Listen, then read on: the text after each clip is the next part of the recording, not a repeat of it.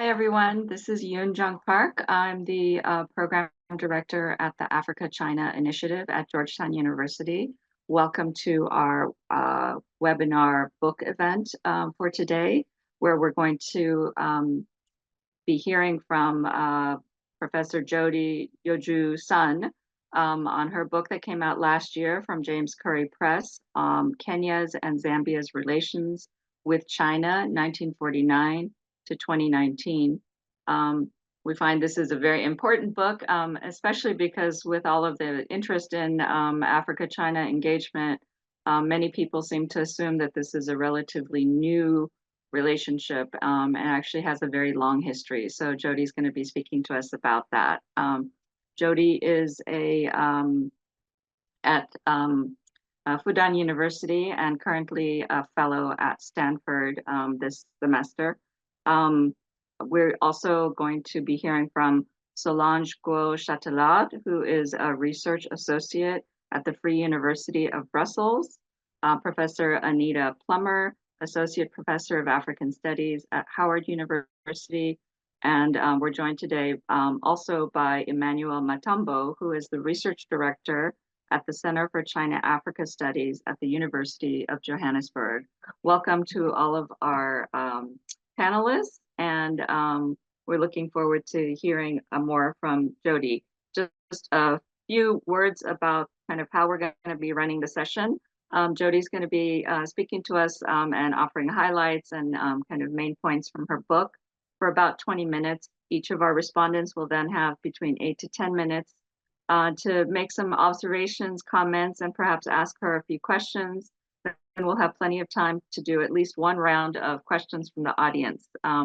Please go ahead and use the Q&A button at the bottom of your Zoom to submit questions, and I'll go through them and get through as many of them as we can. Thank you very much, and I will hand over to Jody. Right. Thank you very much, everyone. It's a great pleasure to be invited by Georgetown University, especially Yun, because I gave a talk, I think, a few years ago on campus in the middle of the research. So now it's happy to really share the results of some of the research coming from my past years of fieldworks. I hope the slide is visible now. Right. Cool. Yeah. So to first start with, actually, I want to start this talk with a puzzle. That was a kind of idea that got me into the field in the first place, is that whenever there's lots of discussions about China-Africa relations, particularly the contemporary relevance of it in terms of trade, you know, the kind of Road Belt Initiative, as well as some of the political implications for that. There's very rarely discussions about the continuities or the uncontinuities, or the kind of the break between the kind of past and the present. So as a historian, I came to the field with a historical mind that in order to understand contemporary dynamics of China-Africa relations, I really want to know about on what basis these relations were founded, and particularly if there are lots of things that have been changed in terms of what was really going on in both China and then various other African countries, why there's a strong assertion on the fact that, you know, this is some sort of revival of a past type of relation. So I started with this puzzle, that why does China's rhetoric on its involvement in Africa exhibit substantial continuity within Maoist past? Well, it's interesting to highlight the fact that as someone who was born and raised in a coastal town in the north of China, Qinhuangdao, that was a city where, if anyone know about, like more than 60,000 laborers recruited from the three main provinces in the north got departed there to South Africa, working at the wheat mines, and then brought me then down to my education in Nottingham Ningbo University, and then finally work in Fudan University at Shanghai. So my kind of own story of all these travels and studies and research, I think, kind of transnational, and informed the approach taken and a lot of reflexive thoughts on this topic about how to do China-Africa research personally. And also in terms of the kind of the countries I'm working on. So I started off with a project on Chinese mining activities in the Copper Belt region of Zambia. That was, I think, back in 2013, when I paid my first visit and then conducted lots of interviews with people there. And some of it actually entered into the final book as well. And from there, I built on the experience and then to explore not only about this one country's relations with China, but kind of I try to illustrate the comparative lens to the question about African state perspectives. And in the sense that 2015-ish, there was already discussions about the kind of nowadays quite famous gauge railway between Nairobi and Mombasa, but then there was already a lot of activities on the ground in an Eastern African country, Kenya. So I came also to the field with the mind that if China-Kenya contemporary relations, particularly economic relations, were so prominent, why there were little emphasis on the historical side of it. And that also got me to the point that it's also quite interesting to compare where these two countries got independence, like quite close to each other, also former British colonies, but then in the same way that they chose quite different development models since independence. And also that kind of history with socialist China had very different implications for the contemporary relations as well. So I came with this kind of questions and actually led me to different archival sites, both in Kenya and Zambia, mainly working in the National Archives. And in Zambia, I also had the pleasure of working in one of the unique party archives there as well, which I'm going to mention briefly later. Meanwhile, I also appreciate the opportunities of getting access to a range of stakeholders who have played key roles in the policymaking process, particularly people like the former Zambian foreign minister and also the kind of UN delegate, Vernon Mwanga. And also I kind of interviewed Kenneth Kaunda, President Kenneth Kaunda's political advisor, Mark Chona as well. So these all gave me the access to some of the kind of backdoor diplomacy and decision-making process, and ended up being my first book. The title is quite straightforwardly speaking. It covers quite a long period of time, ranging from the foundation of PRC to the 2019. You can see this is a pre-COVID type of research. So I assume that some of the underground implications might have been a bit different in terms of, I know the debate on the gauge railway, for example, the plan to extend the western part of the railway got also postponed a bit. And then in Zambia, I was also aware of the kind of change of some of the Chinese community there in terms of some people left and more people kind of came as well. The table of contents in the book is arranged, you can see in chronological order. It's quite straightforwardly from the kind of China's independence era and then all the way down to the 60s and 70s. And then the contemporary period really is not like the chapter 5 to cover everything, but rather to pick out some of the, I think, interesting and important case studies and to present them in a way to understand the kind of present from a historical lens. I think one thing I don't need to emphasize too much, because everyone who joined the talk will be aware of this whole emphasis on, and also I think debate on the idea about African agency in this is not only about matter of the approach you're taking in terms of, although you're doing research about China-Africa, it's not only based on the kind of China-centered perspectives, but rather the perspectives of different African actors based on the documentations and also the kind of interviews and their point of views as well. So I hope this is a kind of multifaceted type of research that can, I think, as far as I can see, generated interests among different groups of people. They're both from the kind of China studies, Asian study perspective, but as well as I think more importantly about the book is an African studies book that I try to understand how these two countries approached depend and negotiate the relations with China at the search for different sorts of support. And very also the last point in terms of it's really to bridge the gap between the socialist China and the so-called the post-reform China as the emerging economic power. So I try to understand that kind of particular transition. And very often it was assumed that it was a natural transition, but actually the picture was quite blurred on the ground if you see how different actors interpreted that kind of transition. And in terms of the main kind of sources and kind of arguments and debates I've covered, there are things that I use in terms of understanding the state-initiated African socialisms in the two different countries, using not only the kind of official publications, but also how that debate generated, kind of larger viewpoints on the press by using some of the leading and influential newspapers.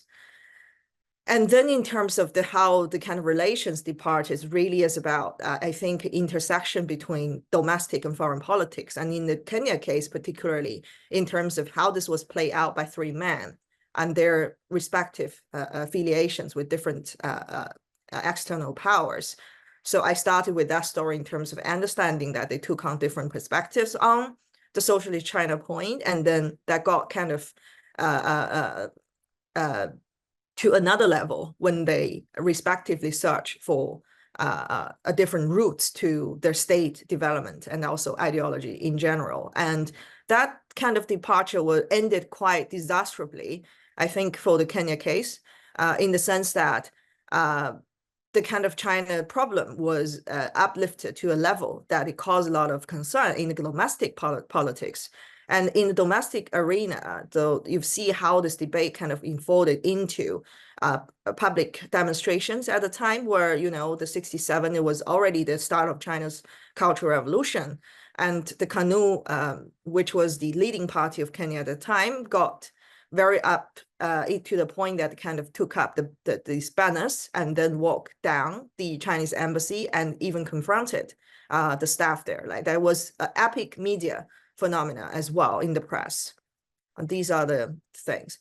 Despite of these troubles, I also see very interesting dynamics in terms of Kenya-China relations really based on a key to pragmatism, the sense that despite of all the things, like the trade continued, and I've done statistical research in two different sources, but then lead me to very similar results because they use very sorts of different calculation system, and also the kind of there is also a change of the currency rates and so on, but then the patterns are quite similar. Both, I think, sources gave me the result that the relations in terms of trade did not stop there because of the protests. There might be some endpoints around like 67, 68, but then it picked up afterwards. And remember, there was time when Kenya has already withdrew their official kind of embassy from China, and same did for China, but then still the pragmatism was there and continued throughout the 70s as well. If you see the poster that I used for this talk is, I think, a particular aspect of their relations, particularly in terms of China-Zambia relations, showed something, I think, subtle and a less discovered side of the China-Africa relation. That was a human perspective. So in terms of the social relations, you often see the emphasis on the state actors, like politicians. They're important, but there are also other groups of people who are doing a lot of people-to-people level of diplomacy. And in this case, I think Zambia demonstrated very well that how robust and widely engaged in terms of their relations can be.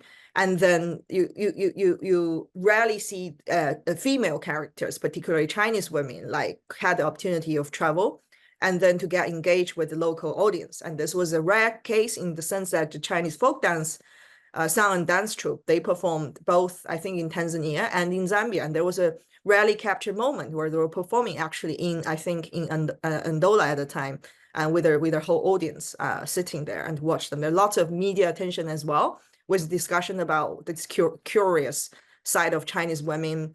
And I put that also in contrast with the Kenyan case, where they had a more kind of Orientalist perception, maybe because of the nature of the news was very much a British-owned venture at the time.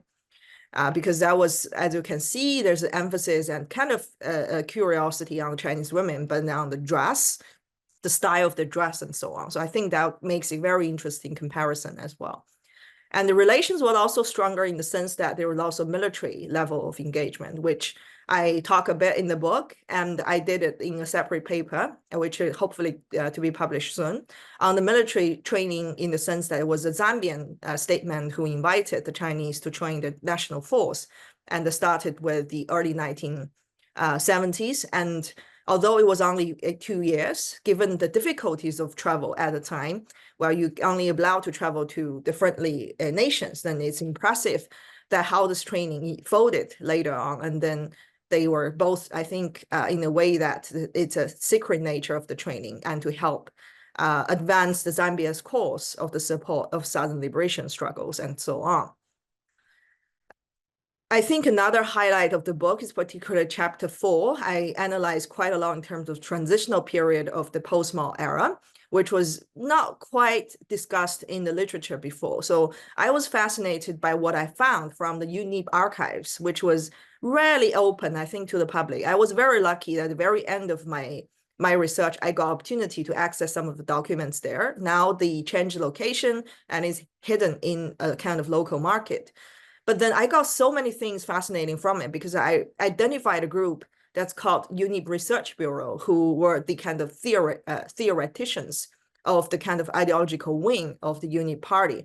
And they have a bunch of Chinese experts who keep publishing and analyzing a lot of the political situations, not only actually in China, but also in Vietnam and in Korea, North Korea as well. And there were lots of fascinated discussions about the ideological turn in the post-Mao era, in the sense that what direction China was turning was not very clear to Zambia. And they were very worried about the new generation of leadership represented by Deng Xiaoping, like, you know, this China now engaging with the West, particularly US, what going to lead us to do, and so on. And that highlighted the hesitation of that kind of ideological solidarity. And in very much sense, that you see that when the foreign relations were very much forged on political trust and particularly individual relation, then it also risked of going to the wrong direction whenever there was a change of leadership. So because of time, I don't know, I can go over the chapter 5, but I think for some people who come for the contemporary stuff, you'll very much feel free to check that particular chapter, which I talk about the past and present from different sectors. So I talk about mining in terms of how the deployment history was kind of very much there for so-called promised future, and that was rooted in Zambian history. And also I use a lot of interviews with Chinese workers, as well as local authorities and NGO as well. And you'll see how the expectations from both sides, they have been greatly influenced by the historical presence. And then there's also a section talking about the health sector, which I kind of started out because I got ill, and then I was very fascinated by the kind of Chinese medical teams. Some of them stayed and then operated their local businesses, which gave a very different dynamics on the ground. And there was also backdoor story about Levi Mwanawasa, like how he got treated by the medical teams and so on. And meanwhile, in Kenya, you see the herbal clinics, whereas the government did not recognize the Chinese medical certificates until very recently. And this was something found. It was the doctor who actually used to be posted to Tanzania as a medical doctor. So they see a lot of blurred picture of this kind of socialist era and post-socialist era medical practices on the ground.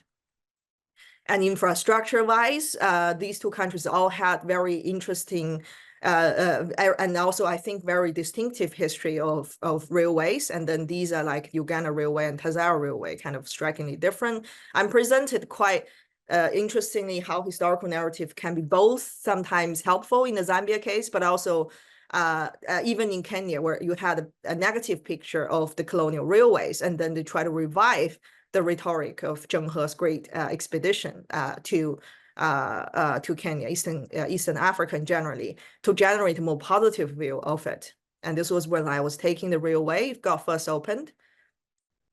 Well, I think what we can learn from this is really like history tells us a lot, because I try to present it not only about this very much nationalist histories, but rather I think the intersection about these very different concepts, decolonization, Cold War, and Afro-Asian solidarity are very much important. So you see different levels of dynamics playing out.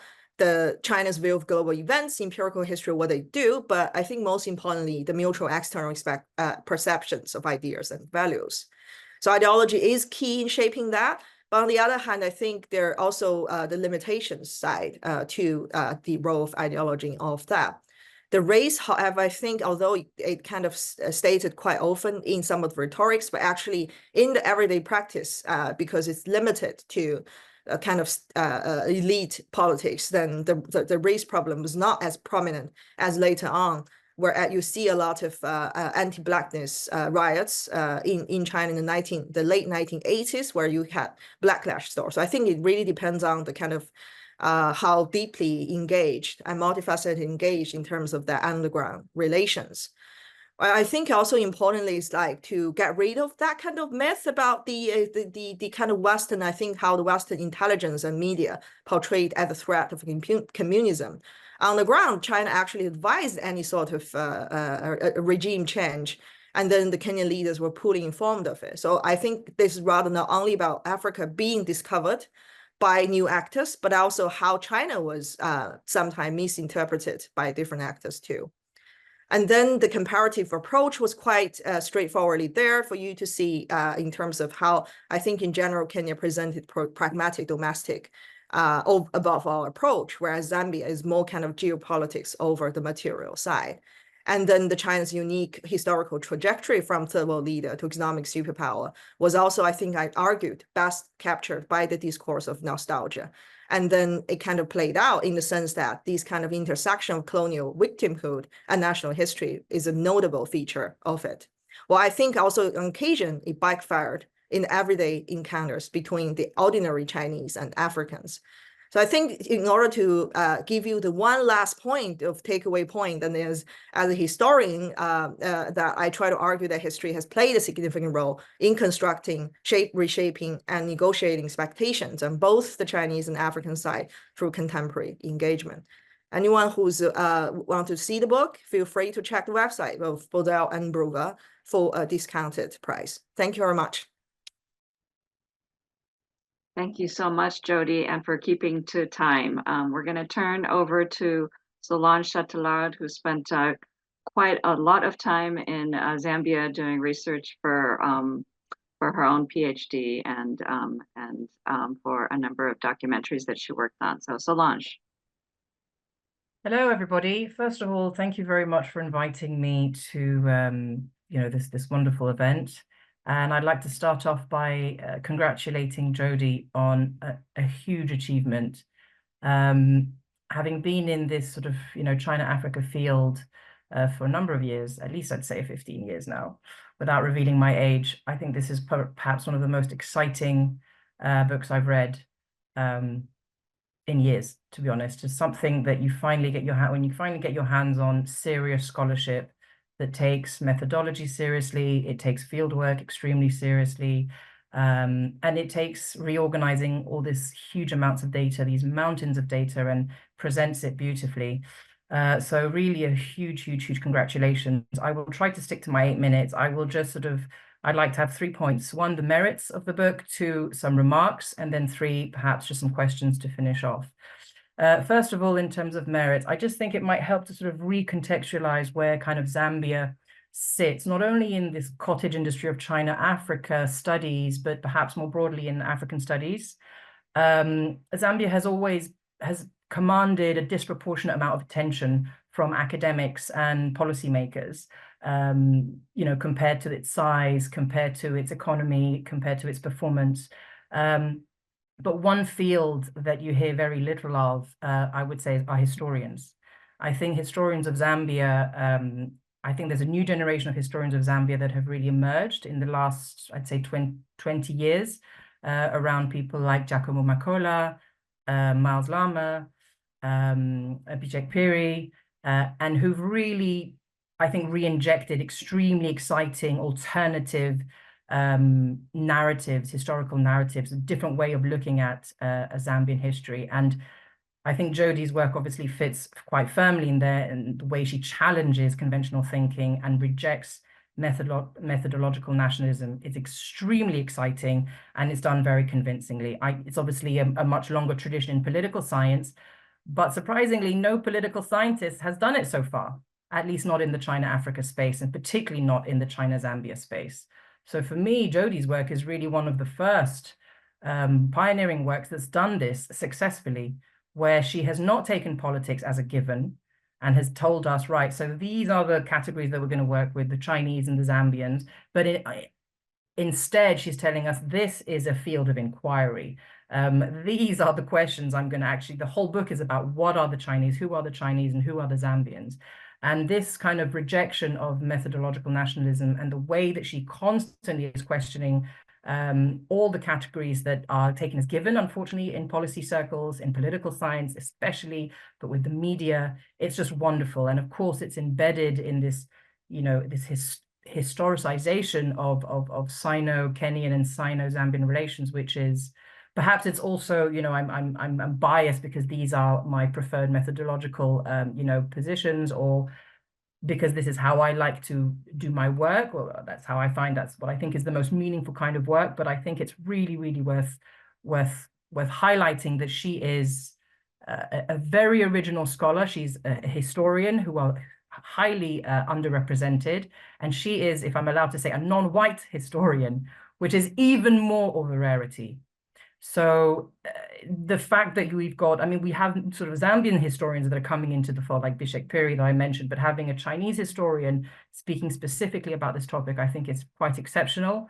And the work she really delivers. It's extraordinary. And I would say that, you know, you're probably I think you now carry the torch that's been passed down from George T.U., Lian Shan, Stephen Chan, and, you know, now we have, you know, these wonderful female Chinese historians to really bring a lot of fresh, you know, a very fresh perspective on these relations, and not accept either side as a given, but really dare to provoke conventional thinking and to dig in. So that's wonderful in terms of the methodology and the approach. The data is also brilliant. I mean, we all, you know, it's any sort of mixed method piece of research is always welcome. I'd just like to state that she really did get access to archives that have never been read before, particularly the transition period. I learned a hell of a lot. You know, I thought I knew quite a lot about the history, in particularly the political history as well, and the history of opposition politics within Zambia.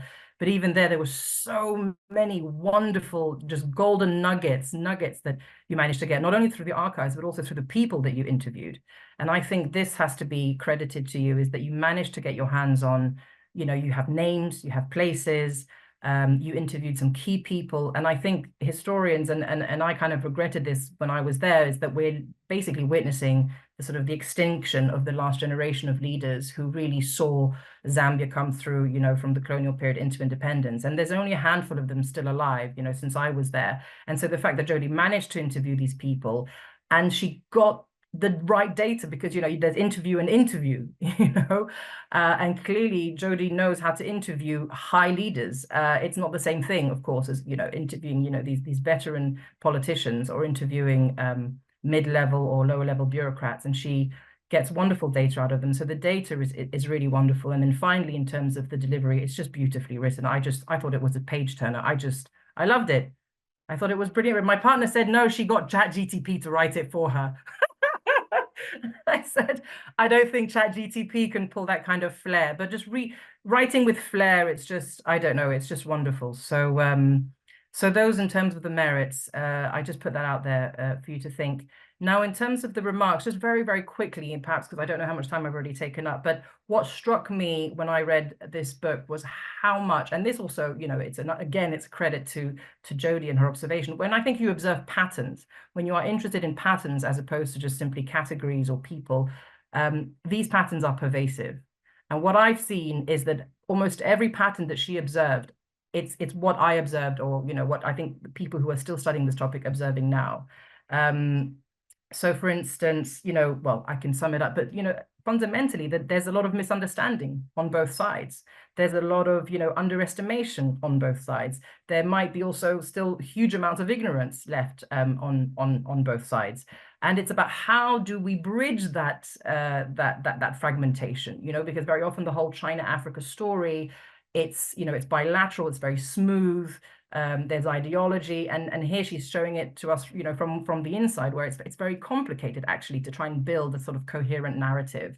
When she talks about there's interministerial crisis, this kind of restricted political agency, you can have as many good intentions as you like, but when it comes to the actual action on the ground, both sides kind of get stuck.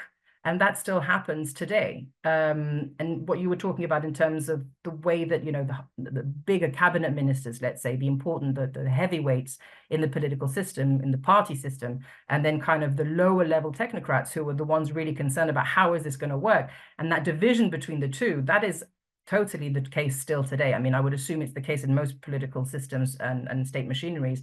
But that's very interesting to pick up. And also what you mentioned about, the Chinese in general, they emphasize speed, they emphasize quantity over quality, things like that. I mean, it's still things that we're confronting today. I mean, your chapter on the health sector is fascinating because, the medical council that you were talking about and, the fact that they have these problems converting their degrees and their qualifications, it's exactly the case. I mean, I spent many months actually interviewing the doctors and the medical council and the Ministry of Health and various stakeholders in the health sector. And it's exactly the same issue. So how did they not fix this? They had 60, 70 years to sort this out. How come nothing changed in 60, 70 years? That's absolutely fascinating. Of course, then, the fascination with Chinese women that you kind of, highlight. So I just think that that the continuity is something that really struck me in really every level. It's very multi-scalar, her work. And I thought that on every scale, I saw a lot of continuity. And I just think that just goes to show the strength of her analytical, of her analysis, really. Finally, just some questions because, I did have some questions. But I mean, we don't really have to deliberate on this, but perhaps some of the top ones were, I had a question. I mean, it's not the topic of your book, but, page 25, it's not the topic, but you mentioned the Sino-Soviet split, of course. I mean, you probably don't think it is, but in the book, it's written, page 25, that it was the Sino-Soviet, the origins of that were sort of a different interpretation of Marxism. Well, I mean, I would disagree. I think it's about leadership, ultimately. It's about the role and your position you have in this emerging, world order. And I think that the interpretation of Marxism is really kind of an excuse. So I think that the Sino-Soviet split, the origins of that is a bit strong, but that's not really a big issue. Maybe something that I found, I was a bit sort of, I didn't understand was your treatment of the Tazara Railway. I felt it was, compared to the way you wrote everything else, I felt it was quite disembedded, actually, from the bigger, historicizing of Sino-African or Sino-Zambian relations, particularly.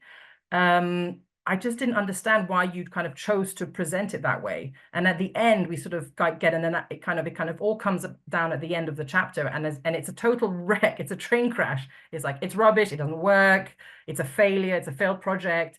I just felt it was a bit of an unfair treatment, of the whole Tazara project. I mean, I agree with a lot of your conclusions, but the way, because everything else was presented in such a sophisticated and careful way, like why was the Tazara so presented in that way? I felt it was a bit disembedded from the rest, particularly from, the 60s and 70s and 80s. It could have been, inserted at more kind of critical points, because that would have also shined a lot of light on why Kaunda made those decisions, why the Chinese made a decision, etc. And I felt there were a few missed opportunities there with regards to the Tazara. I have a few questions about why did you interview those guys?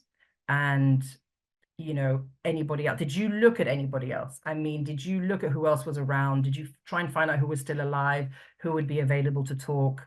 Because obviously that conditions your research quite a lot. I think you had great people in those in the people you interviewed, and you really put a lot of attention on. But why them and why not others? And then maybe two last questions.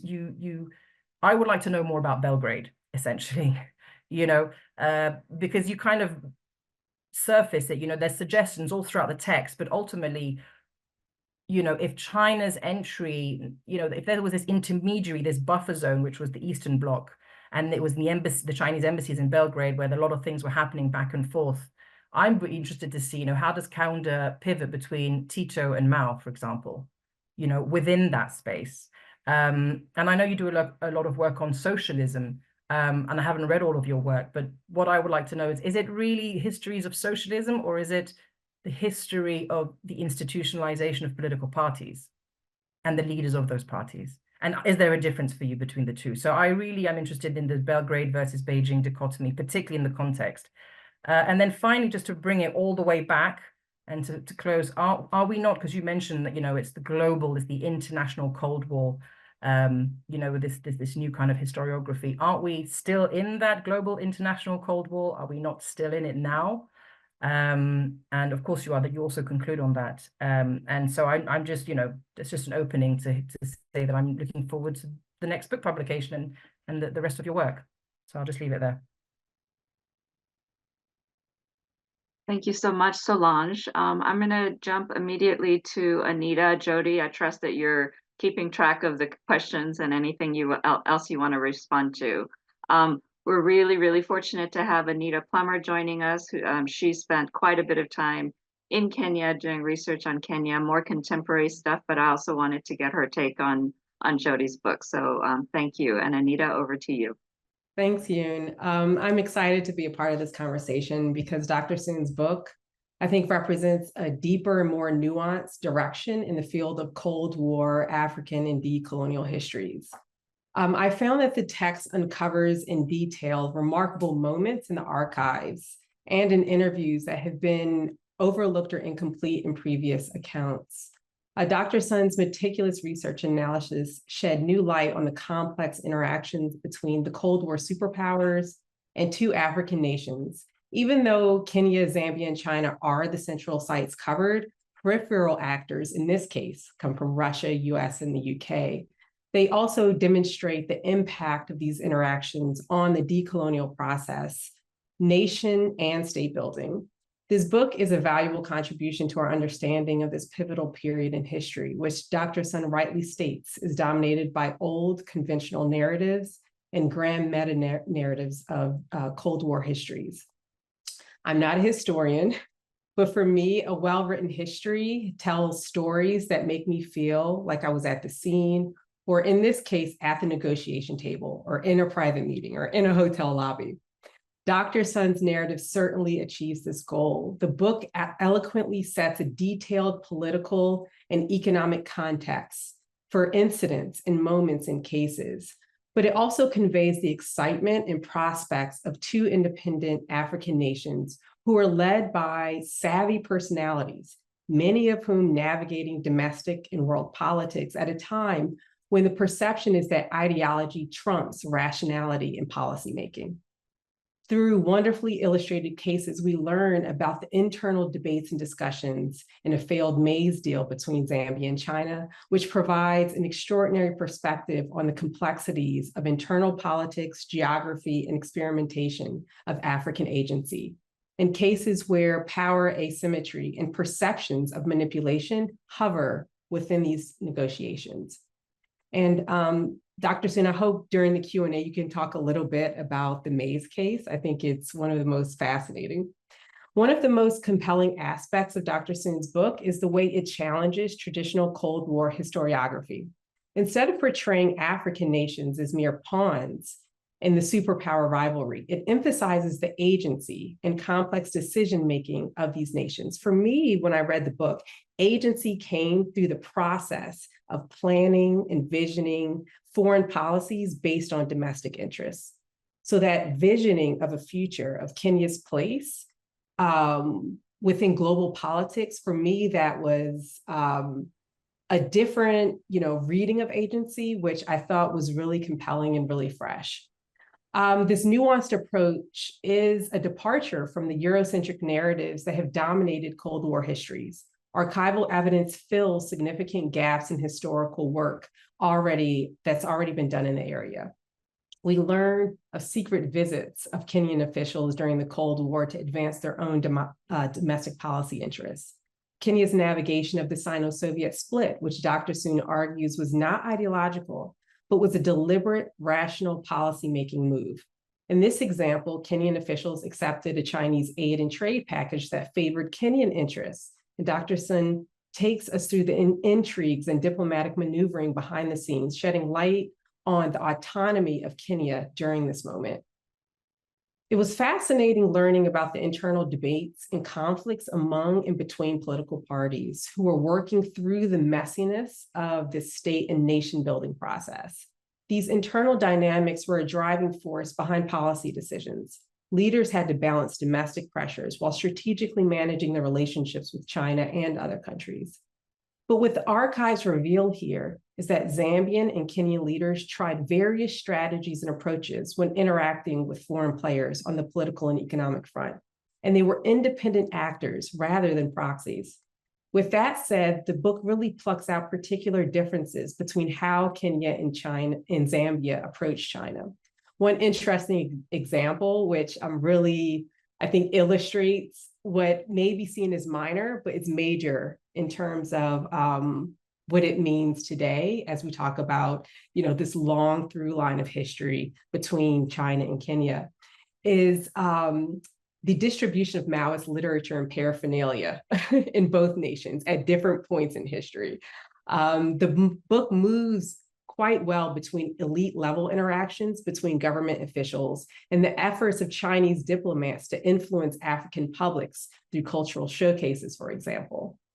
The book also contributes to general African history because it provides insights into how nations imagined alternative visions for the global order and their place in it. Here I go back to agency being an act of understanding how leaders operated within an unequal, exploitative, and extractive world order by working through non-alignment, working through concepts of Zambian humanism, African socialism, or Harambe. This book looks at decolonization at various ideological and conceptual fields vis-a-vis China. Finally, Dr. Sun went into the dusty archives and recovered the presence of women in history. This related directly to Stoller's approach, which Dr. Sun evokes throughout the text, when she treats archives as subjects rather than archives as source. I deeply value that the book did not pass over the few instances where women appear. By giving women visibility and space on the page, the contributions of women in Sino-Kenyan history and relations have escaped those dusty archives, and now future researchers can pick up these nuggets. There's a case of a women's dance troupe, which Dr. Sun did mention in her talk, who were at the front lines of China's cultural diplomacy. And there was a curious example of 3 wives of Kenyan leaders that made an unofficial trip to Taiwan, which I found really fascinating. The book examines the contestations of the image, as Dr. Sun calls it, of the imaginary of China as a third world leader to a major global power, which we see here is rooted in a rich and nuanced history. Dr. Sun's work not only challenges these conventional narratives, but also enriches our understanding of this complex historical period. So I have some questions. I'm just going to pose one, or actually 2 questions. One is, how successful do you think Chinese diplomats have been in using this history to build this imaginary of a third world leader? You mentioned that all of the history is an asset to Chinese diplomats. And I was curious to know what rhetorical through lines from the 1960s to today you think are most effective, either within China or within Africa, especially amongst African publics. And then Ambassador Atwood is a very interesting character that I read his book back when I was a graduate student. He was very controversial. If you can talk a little bit about how you were able to navigate his work, as one of the seminal texts that gave us real-time information on Kenya's engagement with China, with what you found in the archives. I know there were probably some tensions there, because along with him and then some statements made by the UK ambassador, quite racist statements. I was curious to know how you navigated that layer as you wrote the book. I think you did it beautifully. You were very careful. But offline, book aside, I was curious to know how you worked through some of the racism you encountered with Western accounts of this history. So I'll end there. Congratulations and thanks for putting this book into the world. It's much needed. Thank you so much, Anita, for those comments. And our final respondent is Emmanuel Matombo. So we're going to likely hop back to the Zambian side of things. Thank you very much, Prof. First of all, thank you very much to you, Prof, for the kind invitation and to Georgetown's Africa-China Initiative.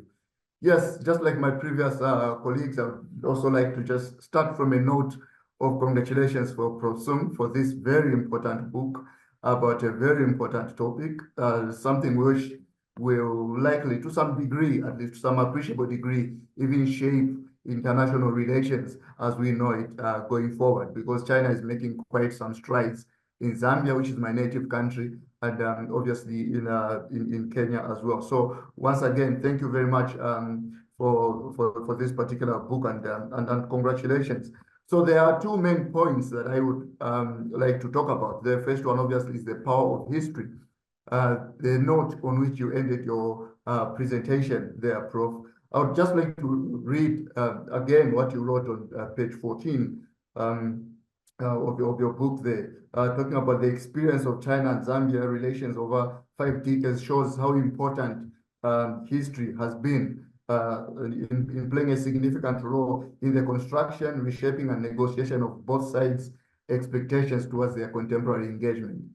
That is of utmost importance to me personally, because I tend to argue from a constructive perspective of international relations, which looks at the power of history and how history sometimes creates a justification of a relationship that really at times appears to be standing on very shaky ground. You spoke about the Tazara-Zambia railway line there. It is a historical manifestation of the formidability of Zambia-China relations, even though everyone obviously would know that the Tazara-Zambia railway line has not really lived up to its expectations. When it was started in the 1970s, it was envisaged that it would be carrying about 17 trains per day with about an annual transport of about 2 million tons, but it was by 1978 only 2 trains were traveling with about 865,000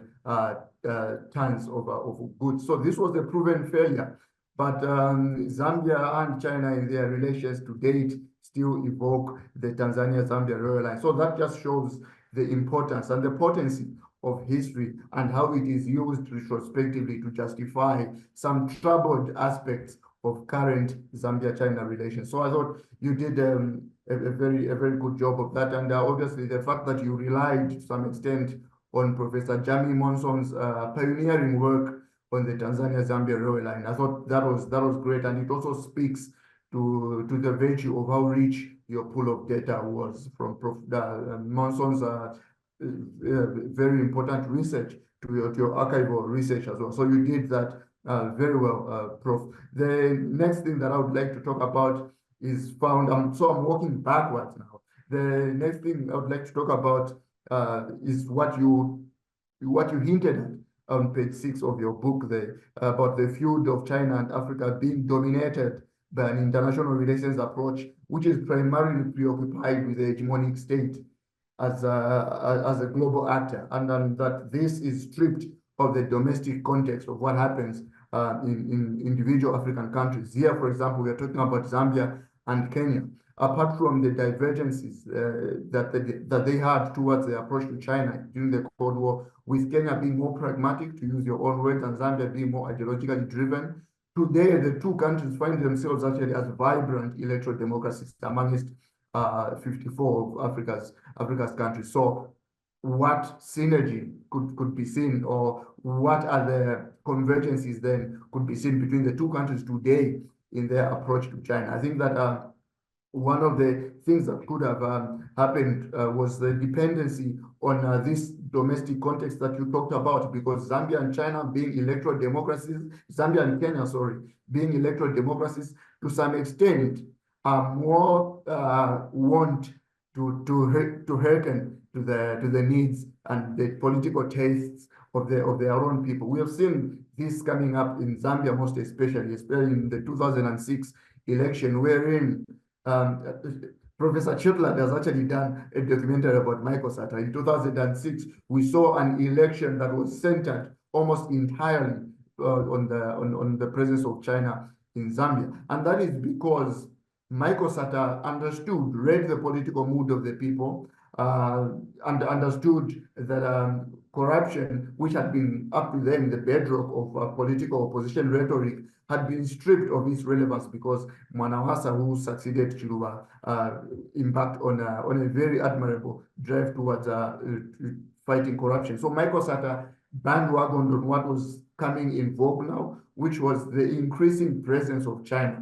Not China as a state, as it had been during the Cold War, and not China as Chinese nationals who were working for multinational Chinese corporations and Chinese personnel who were coming as medical personnel, but there was an evolution of China's presence through individual Chinese entrepreneurs coming to ply their trade in Zambia, and that kind of broadened a perspective from which Zambia's relationship with China could be understood. So I thought, yes, the book could have benefited. You did part of that work obviously by interviewing a range of people that you interviewed, but at the same time as well, there is this representative perspective of China that is totally biased most of the time towards political players such as Michael Sata. So the domestic context that you spoke about there, yes, could have benefited from ordinary Zambians, those same people whose views, by the way, Michael Sata exaggerated. I think he really read the mood very well, but then he exaggerated it. So I thought it was, though, an important aspect to introduce in your book, because it is a topic that has been talked about as well by Howard French in his book, in his 2014 book, China's Second Continent, in which he speaks about ordinary Africans and ordinary Chinese as being the main arbiters of how Africa-China relations will pan out in the future. It might not be the case now, but we have seen with what is happening in Zambia that this might actually come true. So yes, those are the two main points I'd like to talk about in terms of the book. Well, I have some questions that we might discuss. Some of them have been traversed by my colleagues. One of them pertains African agency. Unfortunately, most of what we say as African agency today is actually xenophobia, which is anti-racism against Chinese peoples, and a lot of people misunderstand it as African agents. We can talk about Michael Sata and his underlings, by the way, and how they presented China, sometimes in racial ways. This has been, the research in that particular aspect has been done by Barry Saltman and Jan Heron. So yes, the aspect of African agency is quite important, and it has to be stripped of its racial gap, because most of the times we misunderstand hatred or xenophobia as African agency. The second, the second question that I had regards just primary data. You did an admirable and stellar job in going to the unique archives, interviewing Vernon Mwanga, who is if not liked, but he is at least a recognized Zambian politician and diplomat. So that was very good. I thought the book could have benefited from Guy Scott, who was actually Sata's Secretary General and then Vice President. He wrote his memoirs, which were published in 2019, called Adventures in Zambian Politics. Why I bring up Guy Scott is that he actually reserved chapter 14 of his book to entirely talk about China. The chapter is called China Whispers. So that book actually gives us an insider view of the Patriotic Front in Zambia and how it looked at China. Most of what we see today is an exaggeration by even scholars and historians of what Michael Sata thought of China.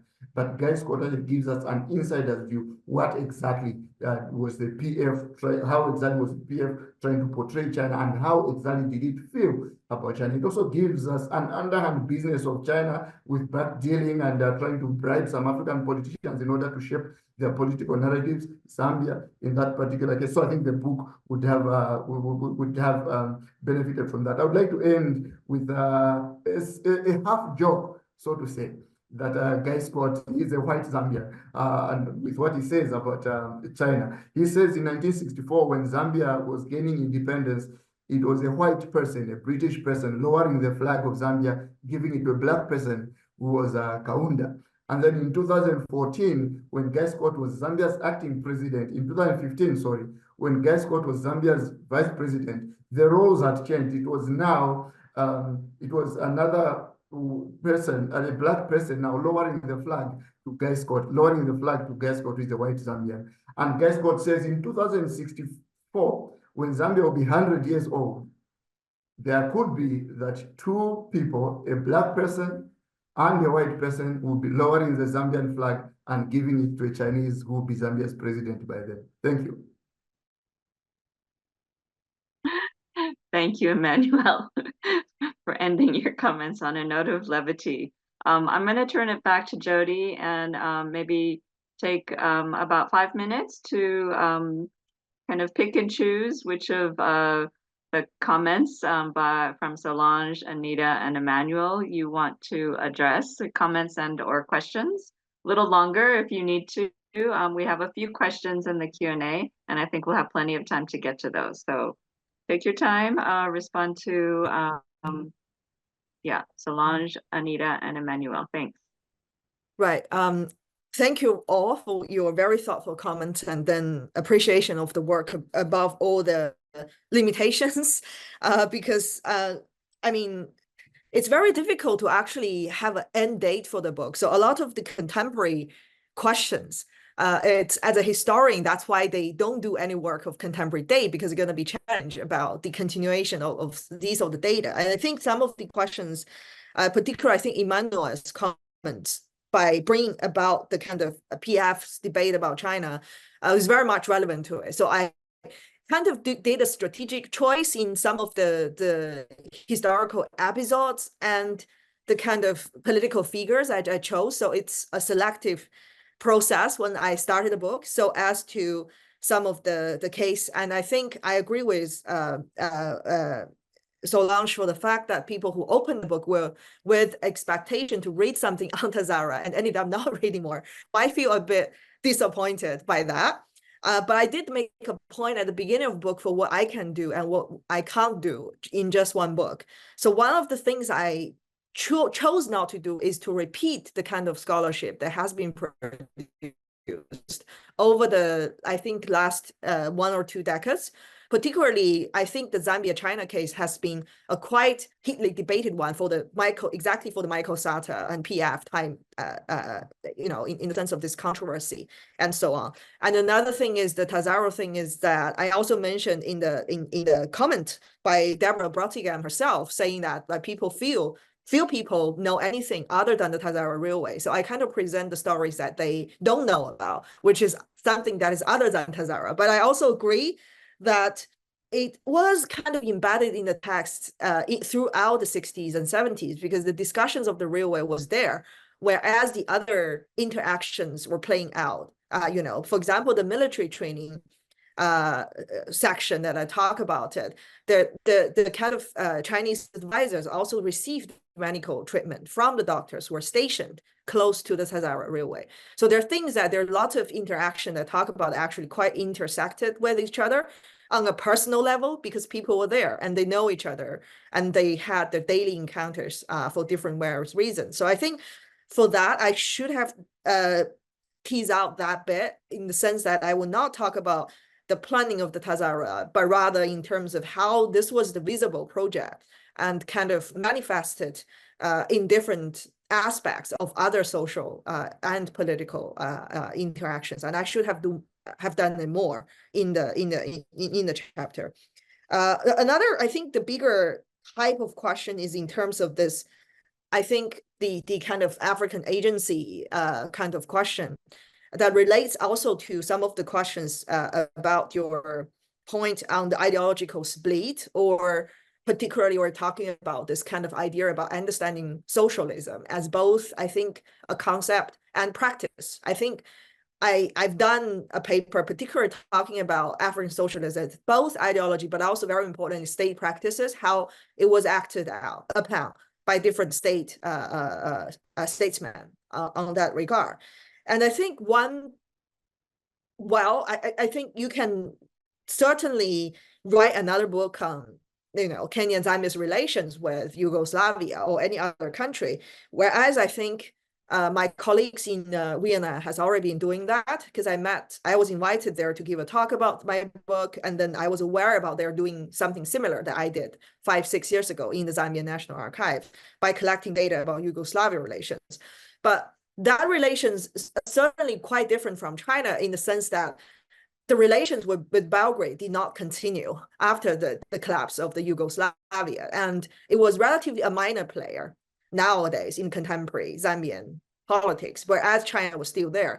And exactly the kind of, as a historian, I kind of emphasize more the continuities of it, because I just don't believe that as soon as the change of leadership, the things got suddenly changed, because especially for the perceptions and memories and so on, they were still there. So there are lots of living memories nowadays by having the idea that the Chinese were there building the Tazara, and that Chinese were not new to some of the places and particularly to some of the people. I think that made China's case quite distinctly different from other external players with that regard, because end of the Cold War means the collapse of a lot of former socialist countries, but not for China per se. And that also had, I think, implications on various other things. I think both Anita and Emmanuel talk about the idea about the electoral democracy, and also the kind of the how way politics were played out on the African ground. And I think at one point I think I should have done more is actually to divide, for example, chapter 5, and then to talk more in terms of the early 2000s and then compare it to nowadays, because I think probably the last chapter tried to cover too much in terms of time-wise.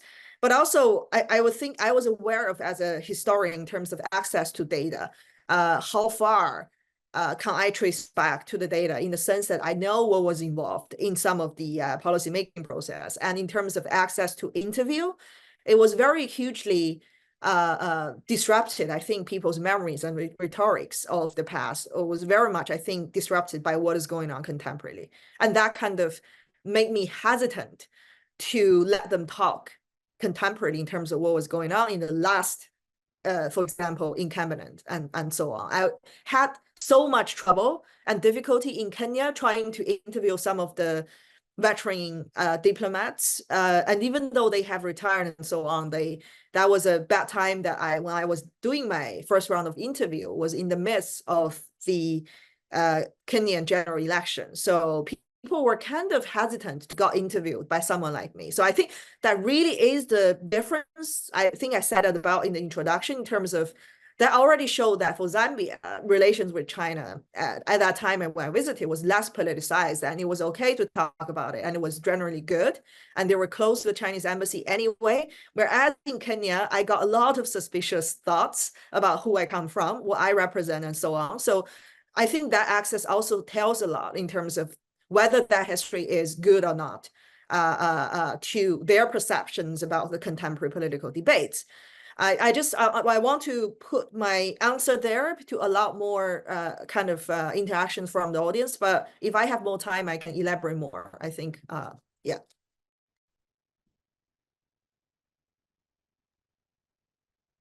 Thank you so much, Jody. Okay, let me start going through some of the questions and comments.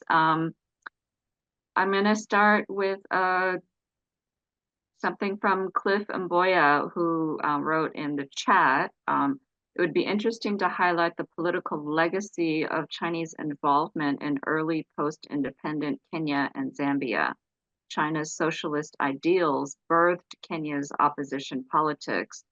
that then shaped Kenya's politics since independence and continues to shape politics in various ways that include ethnic tribalism as a result of the same. So maybe more of a comment, but perhaps you want to comment on that. And then let me go through some of the questions. Richie Olaka asks if you can comment on the perception that China is engaging with African countries such as Kenya and Zambia with the sole aim to edge out the West in a race for Africans' natural resources. I think that's something that's been addressed by a number of Africa-China scholars, but if any of you, including our respondents, wants to comment on that, as well as another broad question here about whether or not the China-Africa relationship allows for fair and equal trade. I imagine speaking about African countries in general, but you know, perhaps you want to chat about Kenya and Zambia specifically. Raven Duquesne says, this is an amazing talk. I wonder if you can elaborate on how Kenya and Zambia navigated the political transition of post-Mao, despite having their worries about how the new government would handle international relations. So perhaps similar to Cliff's comment. Kabukile Kombe asks, is it possible that China might revisit the Tazara project and redo it as a way of reconstructing or rebuilding history and healing past mistakes? I don't know if that's something that you can tackle, or if Emmanuel has any more updated information about what's happening there.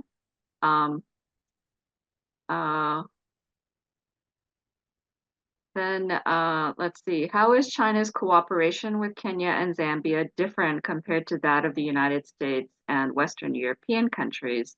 If so, is it related to historical reasons? Okay, and then there's another question I don't think anyone in this panel can actually answer about China's influence in Ghana, Nigeria, and the Caribbean. Okay, let me end it there. Jody, why don't we start with you, and then if we can, let's go ahead and do one final round. Solange, Anita, and Emmanuel, if there are any final comments, any additional questions, or if you want to tackle any of the questions that were just put out by the audience. Thanks. Right. Thank you, Yuna, and also for the audience. I mean, for the wonderful questions. I think I'm gonna start with the question about the socialist legacy, and also kind of link back to, I think, Anita's question about William Edwards' kind of approach to it. Also, I think that relates to the audience question about the difference between China and the other Western nations. I think particularly reading the memoir and also comparing that with the because I also did archival research in Maryland in the College Park, the kind of Department of State archives, kind of gave me kind of linked relations about how reporting of the Kenyan politics at the time was very much, I think, politicized a lot during the time, because he tried to be the man who's running the show. And he also did that to the information side of things. It's kind of the report he sent back to Washington and so on, indicated that he tried to tease out the side that, you know, this is a overall threat of communism, and including both Soviet Union and China. And I think that had a huge play in terms of certain politicians were friendly or kind of personally close to him and shaped their views about China. So I think he was steering the water purposely, and that was for his own benefits as a diplomat, but also, I mean, to the national interest of the United States at the time. This is, I think, undoubtedly so. But then also, I think what is interesting is in the sense that how do we still see a lot of nuances from that perspective, even if it's kind of ideologically shadowed, is in terms of his personal view about this man, and also how controversial when the book got published, you know, it had such a backlash and it was banned, right? The book was banned in Kenyan policy circles and so on.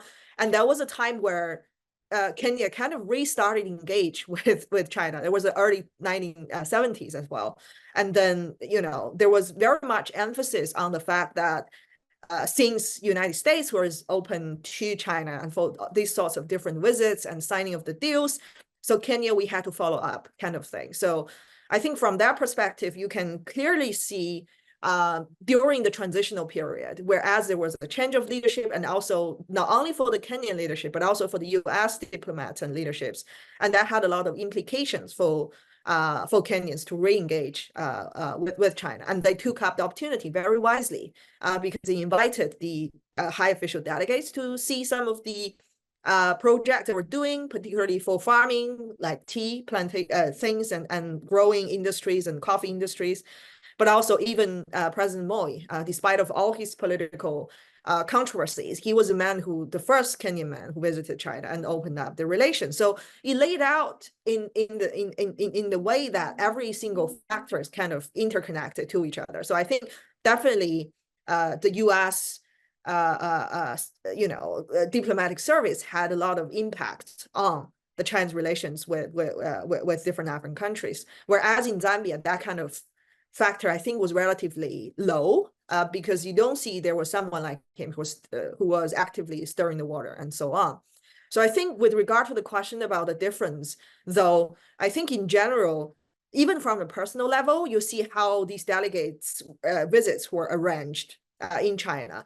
That was not only about really signing the deal, but really let them experience the country. They chose to brought these people to different model societies, the kind of model villages, and they bring to industries, and also even just for sightseeing activities. And that kind of experiment, I think, changed on a personal level their perceptions about China. There was not the kind of communist threat that was trying to always start a revolution and then overthrow a country, but rather on a personal level, like what does it mean, like individually, and how diverse and vibrant the country looked like. That kind of different from the media portrayal dominant at the time. I think that kind of made the relations, again, it's even for people doing diplomatic history, I think it is important to go over just, to go beyond the state archives and these kind of formal hall meetings, but rather about the kind of whole package of the visit, the nature of it, and the humanistic nature of a lot of these foreign delegate visits and so on. I think that was the kind of key point I try to emphasize there. There was also, I think, a question talking about the kind of Tazara project, and also related to the infrastructure building that I want to just say very briefly. Actually, not only about the Tazara project, it was also a Mulungushi textile case that I mentioned in the book, that there were lots of plans to revive that.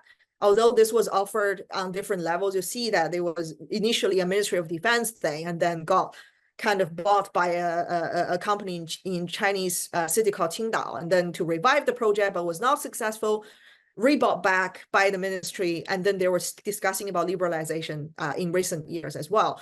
But I think it's very interesting to probably understand the legacies and then how to revive the socialist aid project and to make it suitable to the contemporary needs. And this is not only a political process, but it also involved multiple stakeholders in the sense of who were in the conversations, that who own these factories or railway projects. And then in terms of now, it's kind of they try to make it economically viable.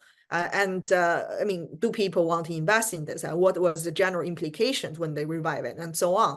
So I think with that kind of different aspects of actors in play, I would say, like, although there were discussions about reviving the Tazara, the priorities was not there compared to probably prioritizing or even thinking about the alternatives of it. Because generally speaking, even if you connect the railway to the port of Dar es Salaam, and there was a discussions about reviving of the port in a nearby city of Dar, I think a few years ago back, and there were discussions in terms of what was the implication for the urban space. For example, people are going to move to the other town, and then the kind of infrastructure layout, and then all this sort of discussions is very complicated. So I think although there were interests, investing interests to revive it, practically speaking, it will be very difficult actually to actually got the things off. And that was just my personal thought about it.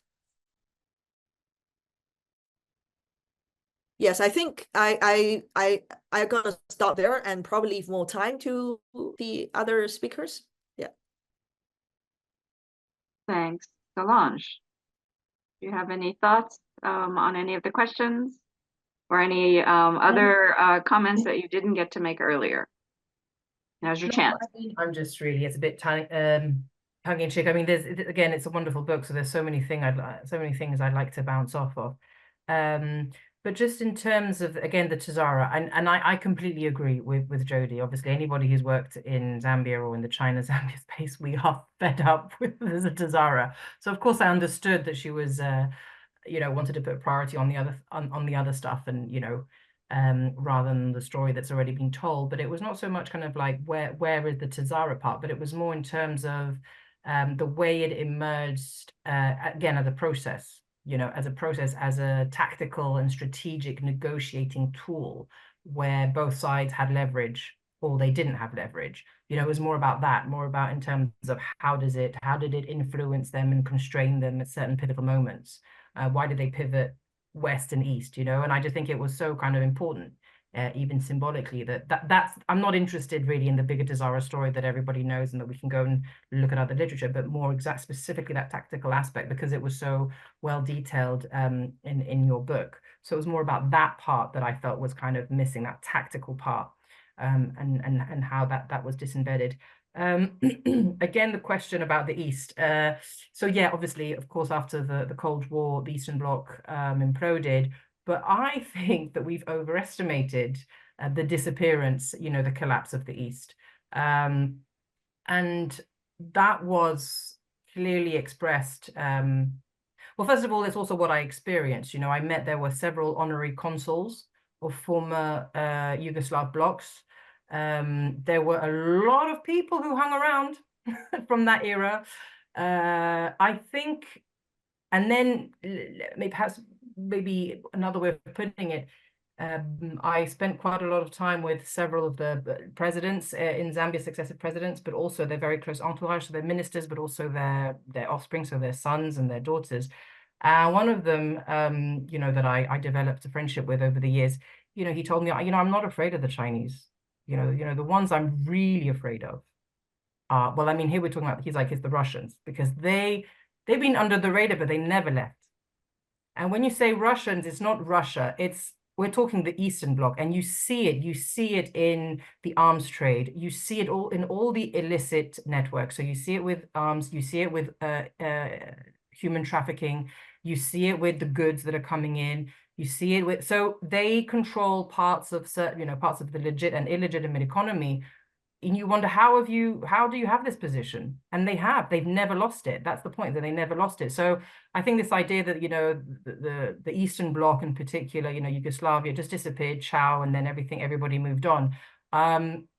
That's my kind of reading, is actually, I mean, I didn't consult the archive. So there's a group, obviously, this group in Vienna. I'd be very curious to see what they're doing. I don't know if they've adopted the same approach, the methodological approach as you, which is what I think is extremely important, which is, again, rejecting methodological nationalism, which I don't think anybody does convincingly in our field, certainly not the social scientists.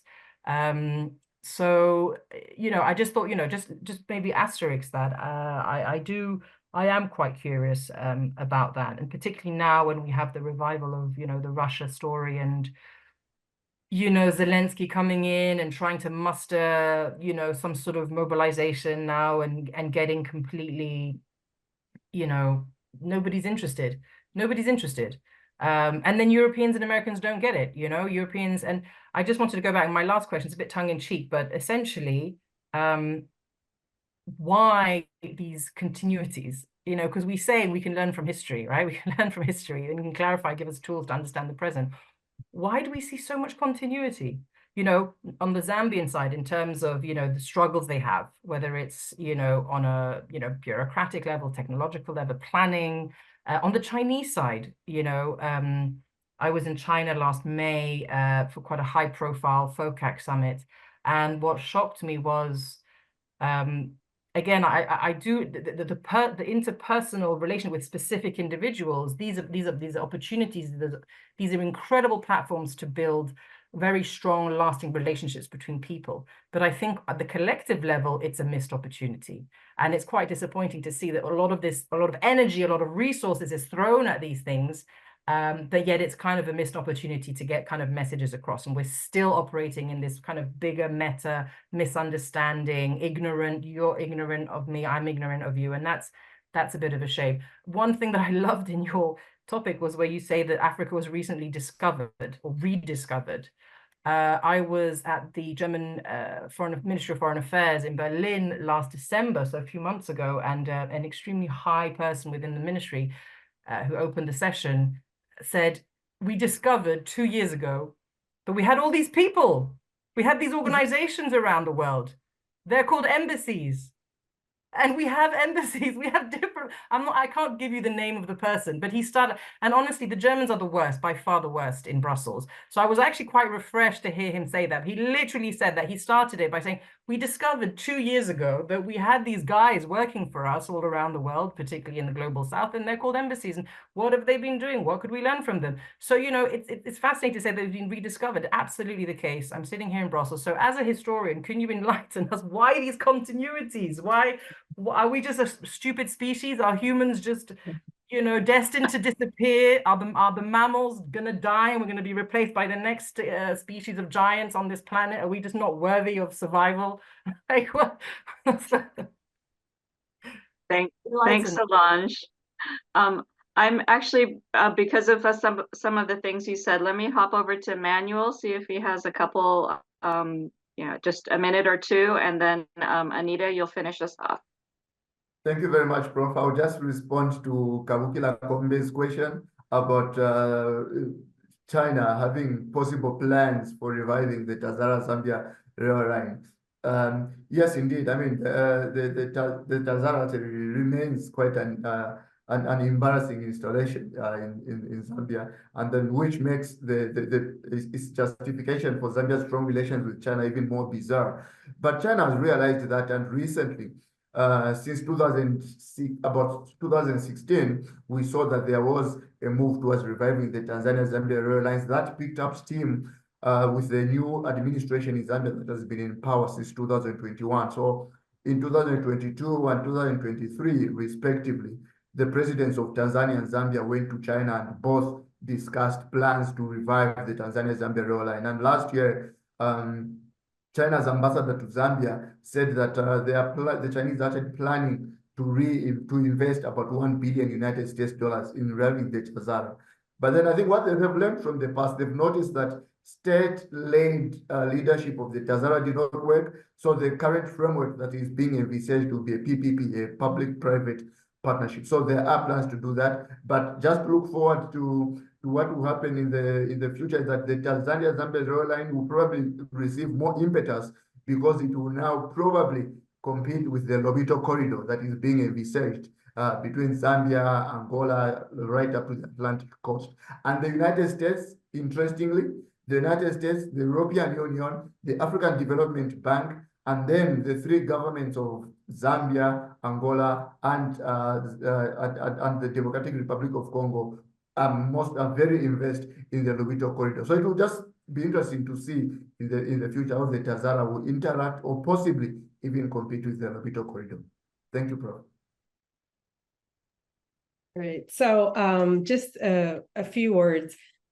For the folks who didn't get their questions answered, if you read the book, your questions will be answered. So Dr. Sun actually provides an economic history that we haven't even covered in today's talk. So I think there was a question about trade and vis-a-vis, these two countries, the US and China. So that's there. But I just want to end comments by saying, I think this book is particularly important because there are questions circulating on the street level, I know at least in Kenya, and on the elite level among policymakers.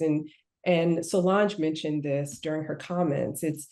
Are we in a new Cold War era, right?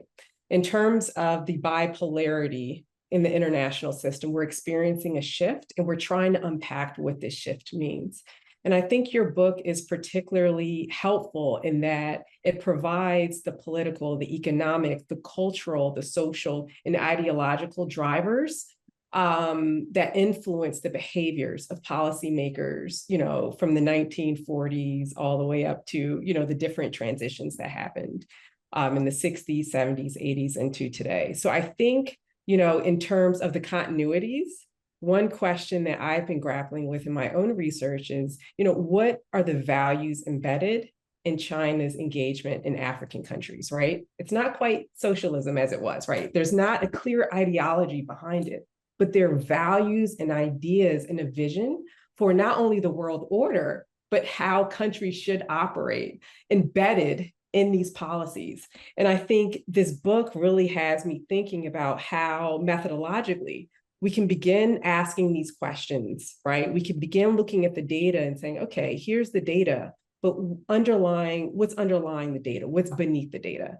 And your book was really inspiring for me because I now have historical moments, because Solange is right. We are not very creative. Diplomats are not very creative, right? Some of the same things I was reading in the book, I was like, oh, they do that today. And maybe we should look back at history. I'm not a historian, but maybe we should say, hey, certain things are being recycled, but it has a new face. It may have, a new image. It may be branded differently. So again, thank you so much. If there are any graduate students watching this on YouTube or on the line, you need to read this book, because Dr. Sun signals some emerging areas of research that need to be looked into. So I think this will definitely be a must read for students, not only in Sino-African studies, but also in African history. So I just want to end there. And thank you for such a rich conversation. Thank you, Yoon, for organizing this. Thanks, Anita. Jody, last word, a minute. Yeah, I think I just want to say all the thank you to all the participants who come here and read all the comments and so on. So I want to follow up with these conversations by an invitation if you want to publish some of your reviews on journal for book reviews. I think since you've already read the book and you have a lot to say and to engage your own work. On the other hand, I think it's also important to say that I think, admittedly, I can't do everything in the book. So I want to continue this research, really, is to working currently not again about state perspectives. So I kind of move on more to the kind of humanistic side of it by looking at networks. So particularly, I think I tease out the kind of network level. I mean, it's very important to understand people's relations and then different other social actors that are not traditionally considered as key to policymaking. So that would, I think, close my kind of observation and then thought about what I want to do next, and also hopefully to encourage young scholars who got their education overseas and want to contribute to the field with their own linguistic and disciplinary sort of trainings. Yeah.